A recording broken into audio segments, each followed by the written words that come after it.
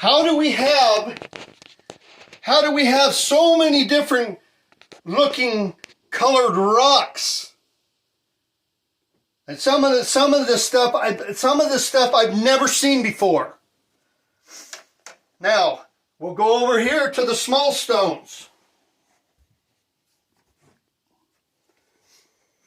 Small stones. These had crust on the outside of them. I sanded them down. Oh yeah, that sounds like rock. This one, hey. Woo! Listen to that rock sound.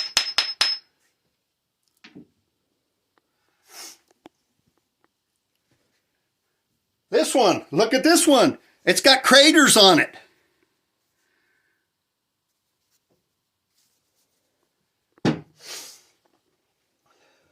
This one's not pretty, but it's burnt. A lot of them are burnt. Now, how do they all get burnt? Look at the shape. Look at the shapes and sizes of this. This one's red on the inside. It's red, completely red, but it's magnetic. Let's look at some of these bits and chunks and pieces. Oh yeah, hey, that sounds like rock. This is one of the insides of one that broke. That doesn't look like rock. And it goes on and on and on when the pieces you pick up.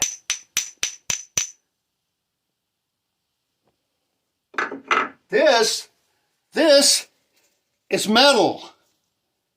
Metal, oh, it's a sure weird looking rock though. Everybody keeps saying they're rocks, they're rocks, they're rocks. These are the ones that are broken open, and these are the ugly ones. The ugly ones. Yeah, they look kind of ugly, but they're magnetic. Okay, well, why are they magnetic? Ugh. I gotta sit here and I gotta sit here and I gotta go through this over and over and over and over again. And it's really sad. And I have so much of this, so many different weird rocks. There's this one. It's magnetic. Now look at the inside of that one. Oh yeah. It's all basalt. This is all basalt. Everything. And so what I'm getting, I get from everybody. I get some stupid stuff. Everybody's got a stupid idea. Here's a big one.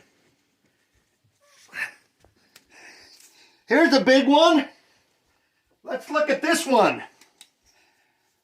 That little circle right there, that little circle is a crater. That's found on space rocks. Regular Earth rocks don't have craters like that. A little circle like that. It's got two on it. And I can go on and on and on and on and on forever with this stuff. I can go on and on. Oh, but yeah, these are magnetic, but they're all Earth rocks. In my almost 60 years of living, I've never seen so many weird-looking Earth rocks. And if people understand why I get upset and why I get frustrated, it's because nobody wants to listen. Nobody wants to think it's even possible.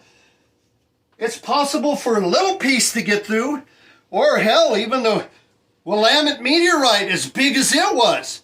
But it's not possible for a whole rock to get through.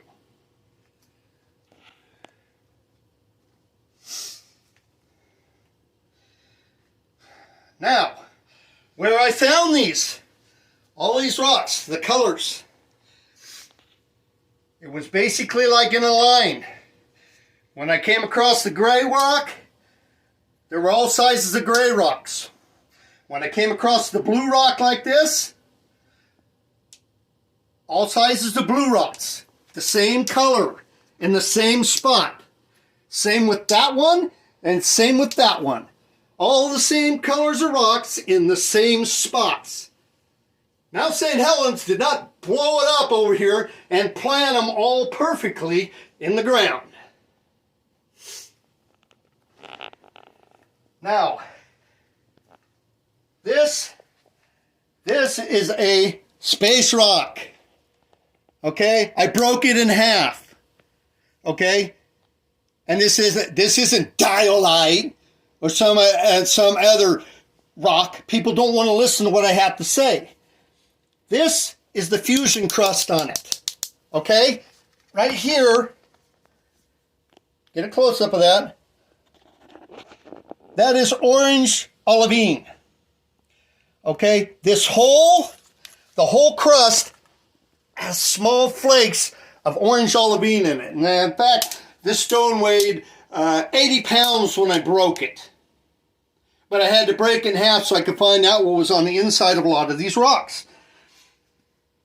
Now, if a rock doesn't burn long enough or doesn't burn hot enough, then you end up with fusion crust and you end up with this little rim on the inside. Like these two rocks over here, like these rocks over here, I'll show you. They have a rim. They have a rim on them. On the outside, they had fusion crust. Oh, and this one's a white one. They have a rim on it. And then you get, that burns off. That rim burns off, but not all of them have a rim on them, okay? Not all of them have a rim on it. I broke this one open. It doesn't have a rim on it. It has the outside layer on it, but no rim. Once this stuff burns down and then it gets to where the metals are, that's when you end up getting your meteorite. Everything burns down and it breaks off. This one was about as big as the palm of my hand. It took me a 20-pound sledgehammer on a little rock this size. 10 times I had this laying on the cement. On the 10th time, I broke this open into 3 pieces. Whatever the hell this is, it could be harder than boron, which is the hardest one, 9.5, but I don't know. I don't know because it's impossible. It's impossible to have whole space rocks.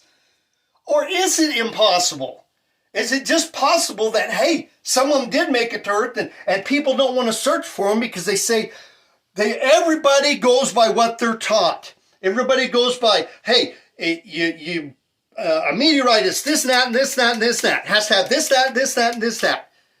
Okay, well, is there anybody on Earth that can identify a whole space rock? You know, because if it's a whole space rock, the inside isn't going to be altered if it didn't burn long enough, if it didn't get hot. If it didn't get hot to convert it, to metal like this, then the inside of it's not going to be altered. So how is anybody going to know, if nobody's ever seen a whole space rock, how is anybody ever going to know whether they have a space rock or not? This is my point that I'm trying to get across. And it's been a frustrating thing. So I had no choice but to make this video and explain things. I'm not a scientist. I'm not an expert. Okay? But there's something that just isn't right here. And like I said, no one wants to listen. No one wants to even take a chance. So I don't have no choice but to make a video. Because people think I'm crazy. They think I'm stupid. And I'm sure that's how a lot of people feel out there when they've taken a rock in and thought it was a meteorite and it's not. Well, there's a possibility that a lot of people have taken rocks in that were space rocks. Because nobody can identify a space rock. I don't even think anybody at NASA could identify a space rock. Because everybody's always going, here, you hunt. Let's hunt for meteors here, because it's the best place. This is the best place to hunt for meteors. We'll go to the Sahara Desert. We'll go to the Arctic. Well, that's a bunch of BS. I found all this stuff in the state of Washington.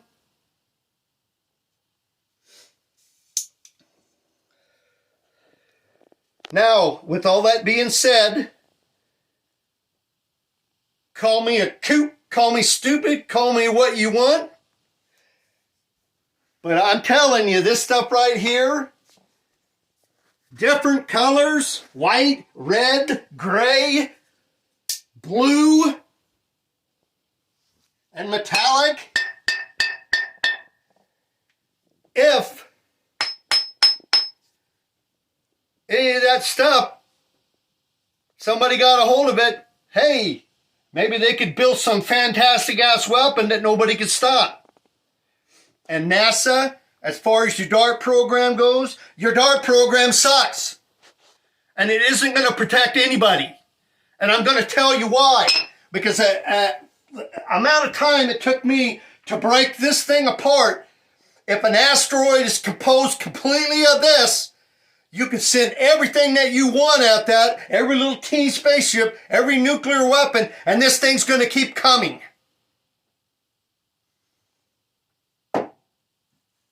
And that's not the only one. There's another one that I broke open and I gave up after 10 hits. And it's the size of this. 10 hits with a 20-pound sledgehammer and I can't break this open because everybody says these are rocks.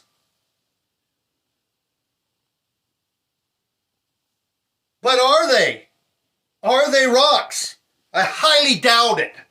And I highly doubt that there's anybody out there that knows anything, because they didn't start from the beginning where they should have started. Person should have started with the whole space rock and then work your way down. But no, everybody starts from a meteorite, and a meteorite's a rare thing. But is it really a rare thing?